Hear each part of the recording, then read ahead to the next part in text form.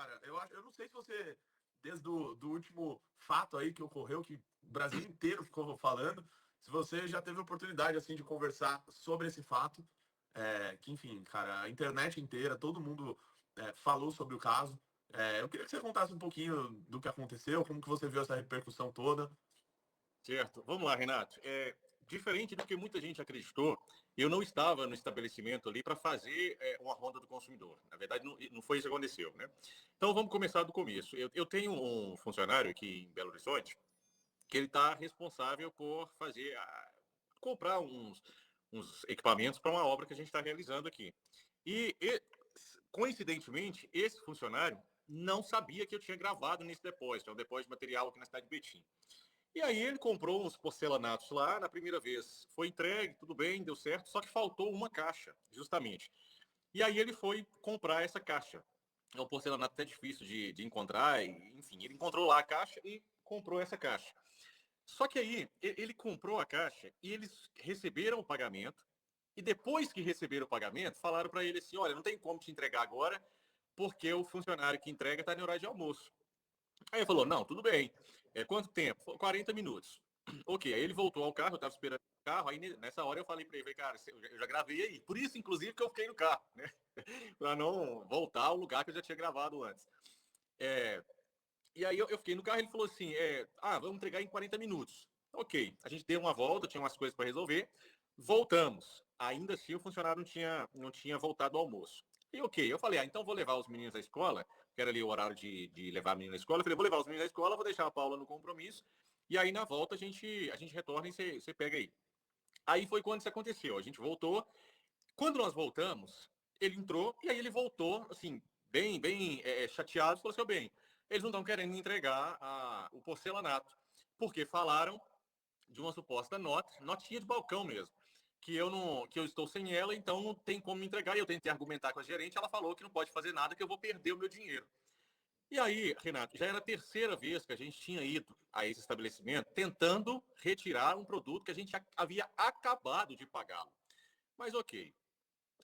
Aí eu falei assim: não, eu vou lá com você. Por quê? A minha intenção era argumentar com ela o seguinte: ô senhora, qualquer estabelecimento tem o controle, né? É uma venda, primeiro que é uma venda que vocês acabaram de realizar. Então, todo mundo sabe que vocês realizaram a venda de um porcelanato aqui, a gente só quer retirar.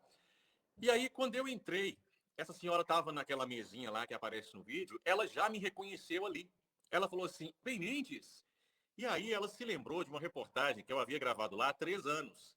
E não era uma reportagem que tinha tido confusão, nada. Foi uma reportagem que até o gerente à época recebeu a gente bem, resolveu bem o problema.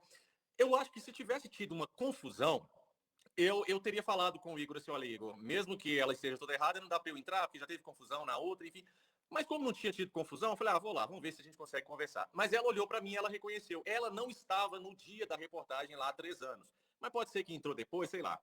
E aí, quando ela olhou para mim: você é o Ben Mendes? Você já fez uma reportagem aqui? E aí ela já pegou o telefone e já acionou a polícia. E aí, quando ela acionou, isso não fazia o menor sentido. Por quê? Ela havia feito uma compra, não estava querendo devolver para o consumidor. É muito fácil ela ter um controle lá de compras. Ela sabia. Estou falando de uma compra feita há 40 minutos, gente. Mas aí não fazia sentido nenhum ela chamar a polícia. E aí eu pensei: ela deve estar chamando a polícia por causa da reportagem passada. Ela está com raiva. Então, se não tem nenhuma razão para ela chamar a polícia, essa mulher vai mentir alguma coisa, vai inventar alguma coisa. Aí eu falei com o Igor: Igor, começa a gravar. E foi a melhor coisa que eu fiz, Renato, porque se eu não tivesse gravado, as narrativas que, mesmo eu tendo gravado, já houve narrativas de que a gente estava errado, imagina se eu não tivesse gravado. E aí o Igor estava gravando, eu falei: Igor, pode gravar tudo. Inclusive, no princípio da gravação, tem um momento que eu falo assim: Igor, não vamos nem discutir com ela mais, vamos aguardar a chegada da polícia. Já que eu estava chamando a polícia, vamos aguardar a chegada da polícia. E aí ela levanta, ela me empurra umas 2 ou 3 vezes e eu falo para ela: olha, não encosta em mim. E aí ela sai correndo atrás do Igor, com o telefone na mão. Ele estava com o telefone na mão e ela sai correndo atrás dele. E aí ela vai para a rua. Gente, assim, eu não sei se quem assistiu tudo percebe, mas ela sai do depósito, ela vai para a rua atrás do Igor, e aí eu vou atrás. Porque, afinal, o Igor é meu funcionário. E aí eu estou atrás e estou vendo ela correndo atrás dele, aí ela não consegue alcançá-lo, ela retorna. E aí, quando ela retorna, ela tenta fechar o depósito. Só que a nossa mercadoria, que nós havíamos pagado, estava lá dentro. Não tinha sentido. Inclusive, a chave do meu carro também estava lá dentro, depois que eu fui descobrir isso. não tinha sentido a gente ficar lá de fora. E aí eu faço para entrar. E aí ela começa as agressões. Ela me dá tapa, ela me morde. Já nesse momento ali, ela já me morde, ela me dá alguns tapas e eu não revido. E aí ela vai e rasga a minha camisa. Tudo isso nesse primeiro momento. Ela rasga a camisa, depois ela vai tomar água e eu tô com a camisa rasgada e tô falando com o Igor. Igor, filma, continua filmando, continua filmando. Aí aparece um funcionário dela lá, ao invés dele conter a agressora, não, ele tenta responsabilizar a gente. Ah, mas não precisa disso, não precisa disso. Realmente, não precisa disso, né? Um consumidor sendo agredido aqui no estabelecimento. E aí é o momento que ela pede uma faca, ela fala assim, olha, pega uma faca aí que eu vou matar ele agora. E aí, a partir desse momento, Renan, eu tento ficar o mais próximo possível de contato visual com ela, por causa dessa ameaça que ela fez. Né? Ela falou, pega uma faca que eu vou matar ele agora. Então, a partir desse momento, existia um risco real de uma tentativa de assassinato. Então eu não podia perdê-la de vista. Então eu fico ali mais perto, eu tô com a minha camisa, eu fico olhando para ver se alguém ia trazer a faca, se alguém ia tentar dar a facada, ou se ela ia fazer alguma coisa e tal. Então eu fico sempre ali mais perto, observando isso. E aí, não sei, não entrega uma faca para ela, aí ela vem, aí ela dá cadeirada, ela pega um lustre, ela quebra o lustre, aí ela vai e fala da minha filha, que é um outro momento assim que foi extremamente baixo, né? Que a minha filha, há um tempo, teve um problema no hospital e eu tive que intervir para minha filha ser atendida. Ela estava numa situação grave, aí essa mulher vai e fala, cadê sua filha? Não morreu, não? E dá aquela risada assim. E aí acontece um momento mais crítico da situação. Por quê? As pessoas que assistiram tudo, eu acho que elas conseguem imaginar, mas ninguém consegue sentir a sensação que eu estava lá. Porque eu já tinha sido agredido e ela já havia pedido uma faca. Então eu já sabia que existia um risco de homicídio ali. E aí essa mulher, ela vai, enquanto ela está falando da minha filha, ela pega uma xícara e joga água 2 vezes no meu rosto. E eu continuo em silêncio, sem revidar e tal. Aí, de repente, ela vem na minha direção com algo na mão, que depois eu vim a ver que era caneca, depois que quebrou. Mas na minha cabeça, no momento ali, eu não sabia se era caneca, eu não sabia o que era. Ela vem e ela tenta acertar o meu rosto, ela mira na região do meu rosto para quebrar, então, em mim. E aí, quando ela faz isso, eu vou e faço assim com o meu braço para tirar a caneca da mão dela. E aí é o momento que eu justamente consigo tirar a caneca da mão dela.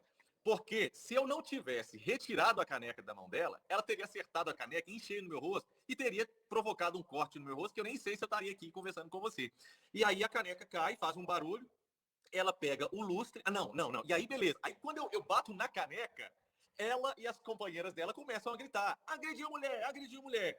E aí tem um momento que é gravado em vídeo, que é um momento muito impressionante, porque ela fala assim. Eu consegui, eu consegui. Aí eu falo, consegui o quê, sua louca? Eu consegui fazer você me agredir.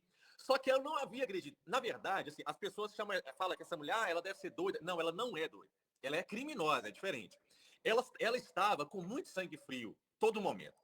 Quando ela sabe que eu acerto a caneca e retiro a caneca dela, mas as companheiras que estavam com o celular gravando começam a falar, me agrediu, ela tenta plantar uma narrativa, entende? Então nós não estamos falando de uma pessoa desequilibrada, doente, não, nós estamos falando de uma pessoa que percebe que existiam alguns telefones celulares na direção dela e ela percebe que eu tiro a caneca das mãos dela e ela começa a gritar, consegui o que eu queria fazer, você me agredir.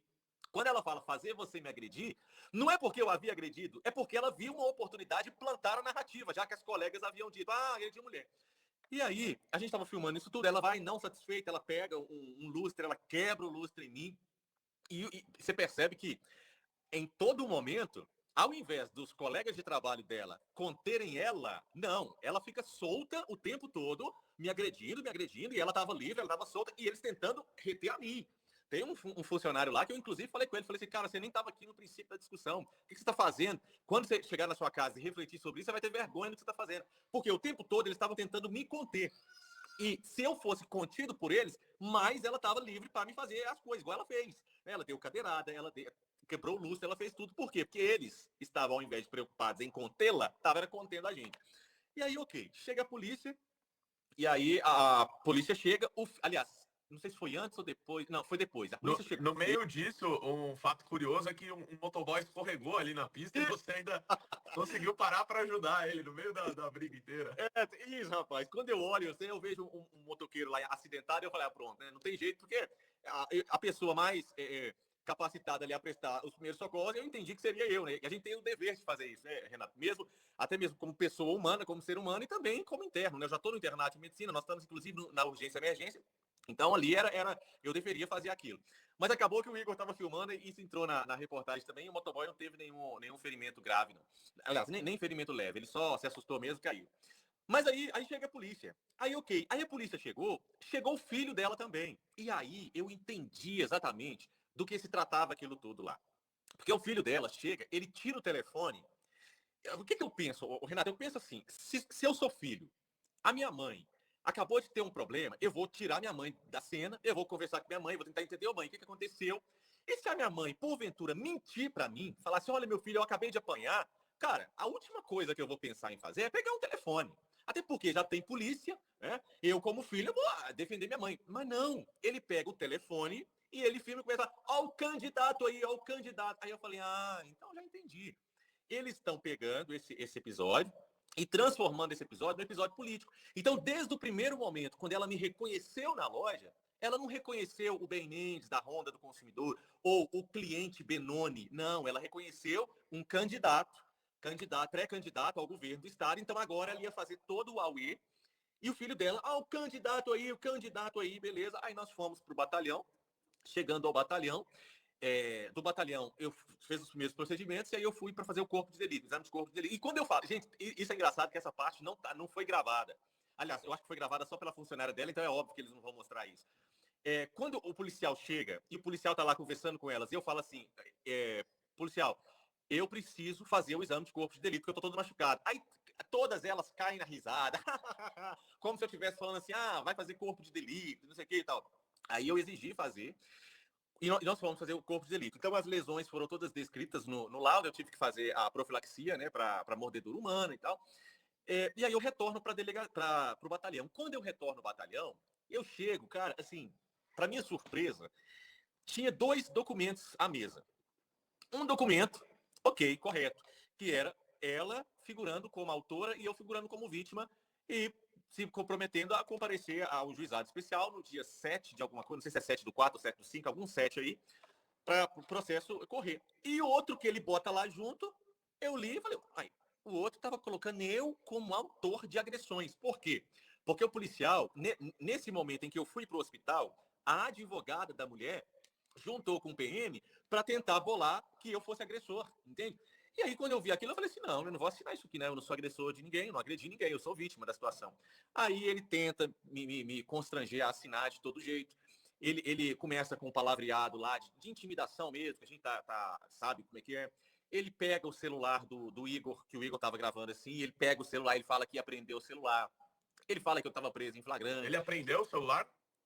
Quando ele aprendeu, eu falei: Igor, agora você deixa comigo. Deixa comigo, não estamos fazendo nada de ilegal. Aí ele viu que aquilo ia dar muito problema para ele, aí ele foi devolver o celular pro Igor e falou assim: coloca esse celular no seu bolso aí, rapaz. E aí é um momento, até no vídeo, que eu chamo a atenção do Igor mais duramente. Eu falo assim: Igor, atenção aqui, deixa comigo. Por quê, Renato, que eu tenho essa atitude com o Igor? Porque eu entendi o que ele estava querendo. Ele estava querendo plantar um desacato. Era isso que eles queriam, né? Já que não tinha conseguido a manobra lá para ver se me colocava como autor, eles queriam plantar um desacato. E aí, quando ele pegou o celular do Igor, o Igor ficou tentando explicar que ele tinha direito de ter o próprio celular. Só que eu falei: Igor, ó, silêncio, por quê? Porque eles iam plantar isso, sabe? Eles iam plantar assim: se o Igor crescesse um pouquinho, desacatou, tá, a gente sabe como é que é. E depois nós viemos a descobrir. Não, e aí beleza. Aí não assinei nada. Aí tentaram, então, fazer com que eu fosse no chiqueirinho da viatura, que é o camburão lá de trás. Falaram que ela iria deixar ela ir no carro próprio e eu ia na viatura. Quando eu bati o pé, falaram que então, se fôssemos nós dois na viatura, ela iria no banco de trás e eu iria no chiqueirinho. Eu falei: não vou de jeito nenhum, não vou para chiqueirinho, não, então só vai me algemar. E aí, quando eles viram lá que a gente não ia se render mesmo, eles foram. Aí eu fui no carro próprio. Só que nós descobrimos depois, Renato, que isso era um fato político que eles queriam fazer. Os policiais fizeram contato com veículos de imprensa porque eles queriam a imagem de eu saindo da viatura no camburão. Eu já estava sem camisa, minha camisa estava rasgada, então tava. Pensa na imagem, sabe? Imagina a imagem. Que destrutiva que seria a imagem. O Ben Mendes, sem camisa, saindo de um camburão de viatura de polícia. Entende? Então, assim, o que eles queriam aí, já tinha até repórter combinado já para pegar isso tudo. Então, eu fico muito feliz, louvo a Deus, que a gente conseguiu agir com a cabeça muito no lugar. Eu bati muito meu pé. E mesmo assim, sabe? Quando isso aconteceu, a gente tendo as imagens, ainda assim, o que a esquerda fez? A esquerda começou a plantar a narrativa, a esquerda e a Globo também. A Globo ficou uns 2, 3 dias repetindo exaustivamente nos noticiários mineiros que eu havia agredido a mulher. E a Globo foi tão canalha, Renato, que ela fez o seguinte: primeiro ela fez uma reportagem sobre violência contra a mulher. Em seguida, ela emendou a reportagem de violência contra a mulher com o meu caso.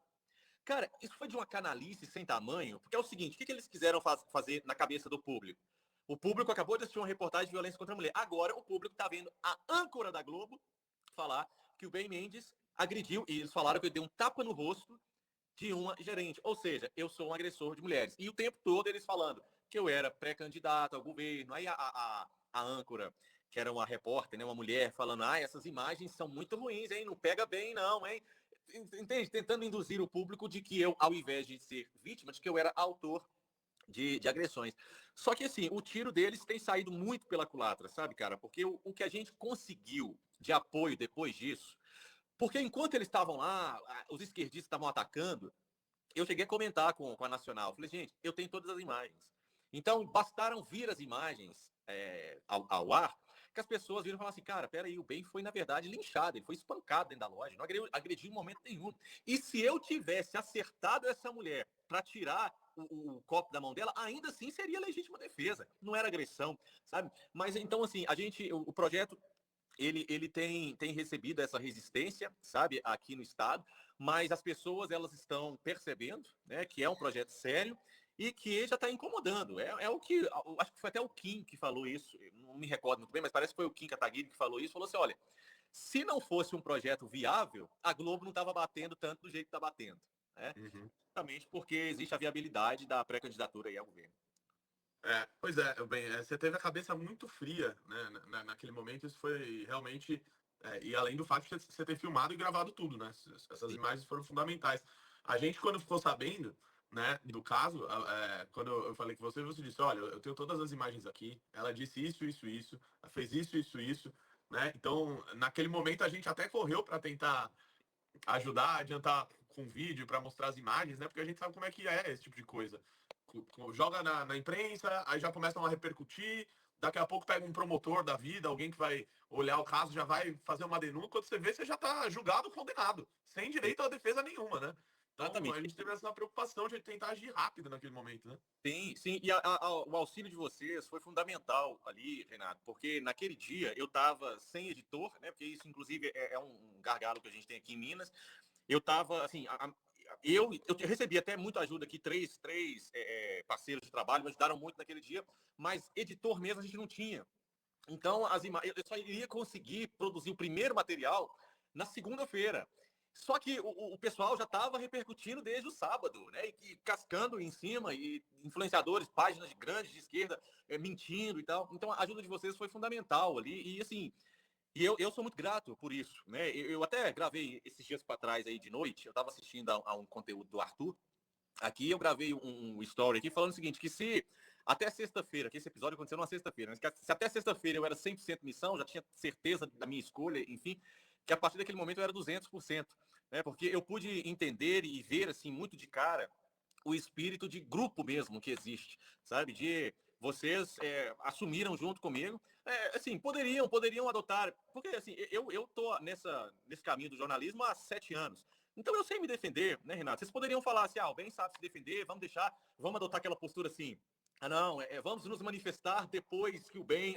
Não, vocês, pelo contrário, sabe, fizeram o contato imediatamente, já saíram na defesa, todo mundo, e acreditaram ali nas minhas palavras, porque inicialmente eu só falei para vocês, né? Inicialmente eu não mandei as imagens, não, vocês acreditaram na minha palavra. Eu disse: olha, eu tenho as imagens, o que aconteceu foi isso, isso e isso.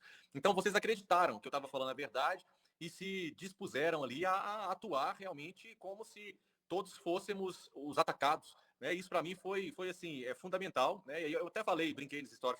Brinquei não, estava falando a verdade. Se eu era 100% até sexta, agora eu sou 200%. Né?